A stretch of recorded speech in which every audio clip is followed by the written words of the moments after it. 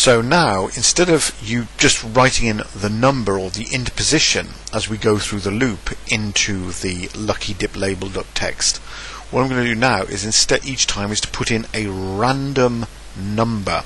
Okay, so now there's a way of getting a random value between 0 and 1, and that's called RND. Okay, so well, let's create a new variable,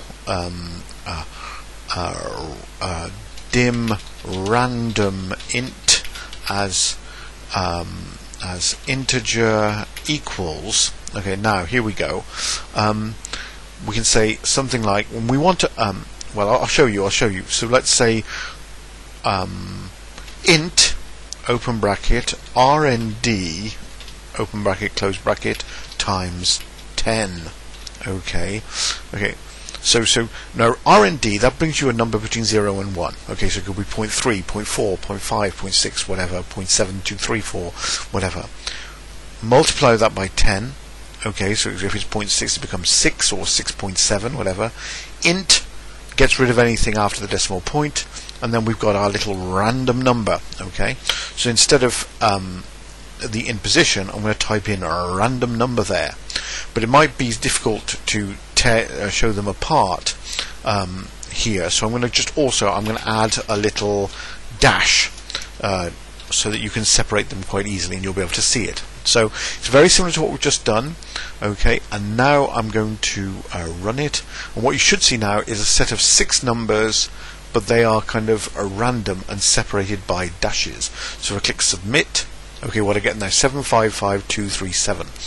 Now as you see, this is not ideal because the same numbers have appeared 6 times. Now if we were running a national lottery lucky dip, we want to have 6 unique numbers. We don't want to have duplicates.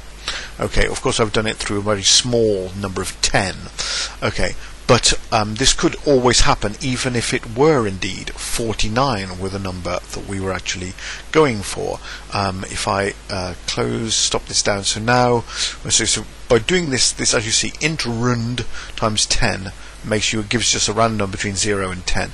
If I now make that 49, okay, it's less likely that we'll get duplicates, but it is still a possibility we'll get duplicates, and I'm sure if I do it enough times I will eventually get some duplicates. So there I've got yes, look, straight away I've got 2 14s, haven't I? So what we need to do is do something a little more clear, and also we need to make it more programmatically nice. And so instead of using just concatenating a string, we can actually create an array which we can then, each time we choose a number, we can test if we've not already got that number. Okay, so let's now go back to the tutorial. I did that to kind of show you how we were doing it. So now I'm going to go back to the tutorial and show you the much more proper way of doing it. Okay, so we create our int position as a general. Let me just copy in all these values. Okay, into our code. So I'm going to replace what we've currently got. This number already exists as boolean lucky number int position, and this number string business, I'm going to get rid of this for now because I was just doing that to show you how this whole business works. Okay, now then, so what we do each time now is we need to kind of find a random number, check if that random number isn't already in our list of random numbers.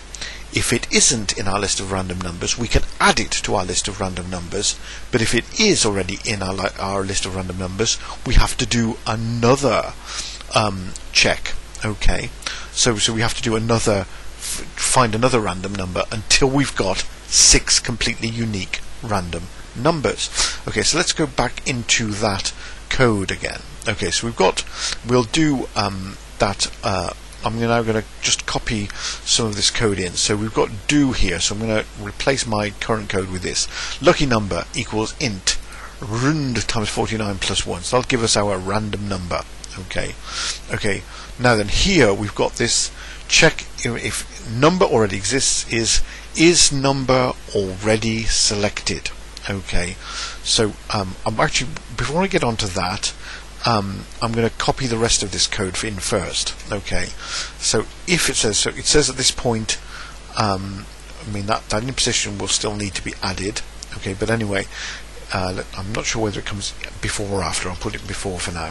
So paste in if number already exists equals false. This is what we do. Lucky dip into position equals lucky number. Remember, lucky dip is the array we first created. Okay, so if the number already exists equals false, meaning the number doesn't already exist, what we do is we say lucky dip in position equals lucky number, and then we say in position plus equals 1, which is the same as saying in position equals in position plus 1. Okay, so we do that. We only increase the in position if the lucky dip in position is not already in. Okay, so now then, so we've got to find out, does the number already exist inside the array? So the way we do that is we've written, I'll show you if we go back to the code now, number already exists equals is number already selected. Okay, number already exists equals is number already selected in position lucky number. Now number already exists equals followed by the underscore indicating that this line continues on to the next line. Okay, so number already exists equals underscore is number already selected. So what we need to do now is define a function called is number already selected. Okay, and it'll go through all of the numbers to check that lucky number isn't already in that array, and it will use the int position, because at the moment the int position tells us how many items are in the array lucky dip. Okay, so we will go through all of the items in the array up to int position and find out if lucky number actually exists.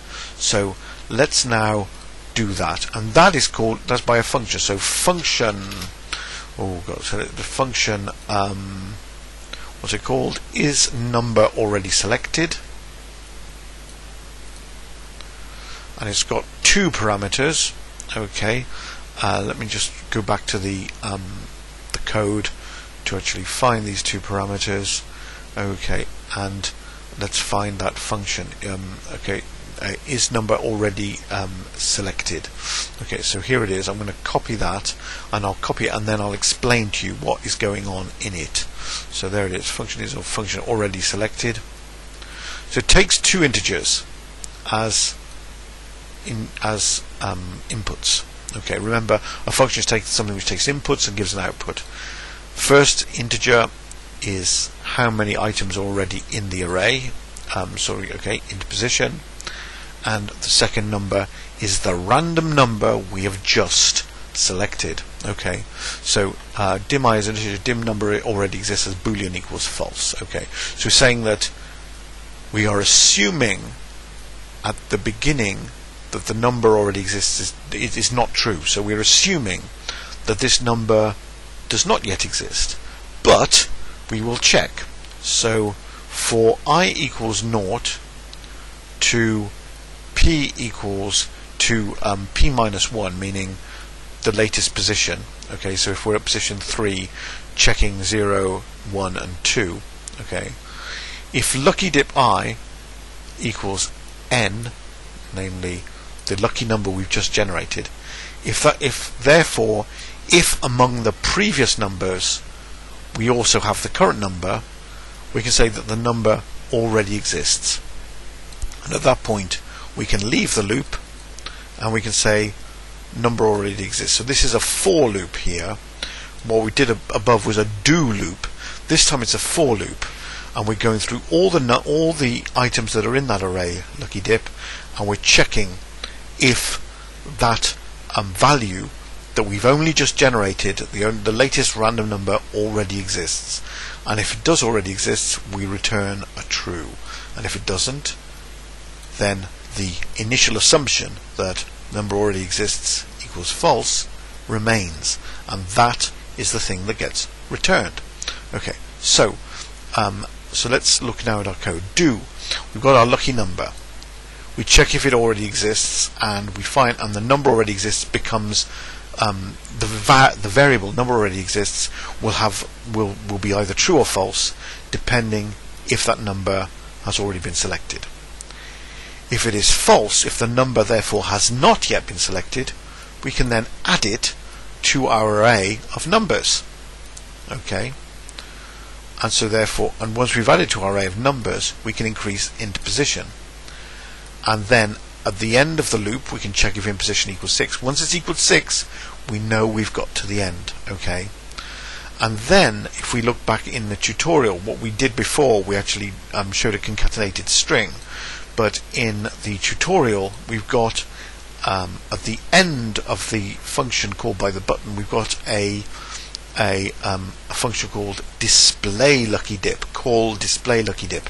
Now, display lucky dip is another function which will simply take the list of numbers, sort them into an order. So it's, they might not be arrive in numerical order, but then what we're going to do then is sort them, get them into numerical order, and then we're going to display them.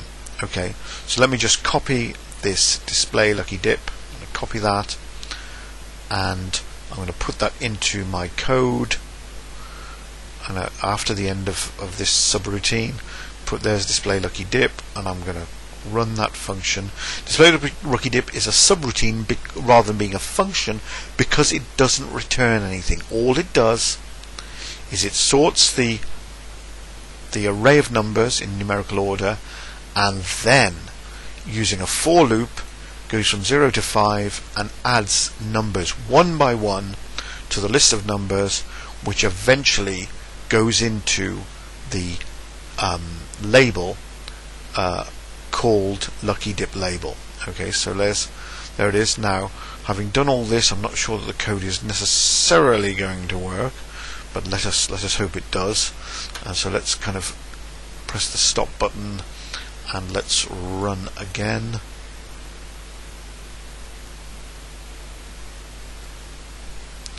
Hopefully because the browser should come up.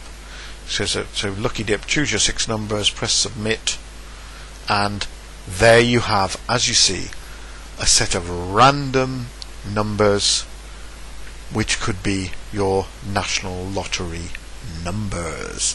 Okay, so 1, 15, 27, 29, 35 and 40 and 38, they are random numbers. If I press submit again, it should give me a second set of random numbers, again nicely in order, and it's all worked very well. So that is essentially how we do this practical. Now I suggest you experiment a bit with that. There's quite a lot we covered in there, which was we used 2 types of loops. We used for loops and we used do loops, and we also covered randomization and changing integer data into string data and things like that. So make sure you're happy and you feel comfortable with that. Try and see if you can do it yourself without maybe necessarily looking at the code or what I've done, so that you feel confident in being able to use that kind of thing, because arrays are going to be a big thing and we're going to use them quite significantly later on in the course.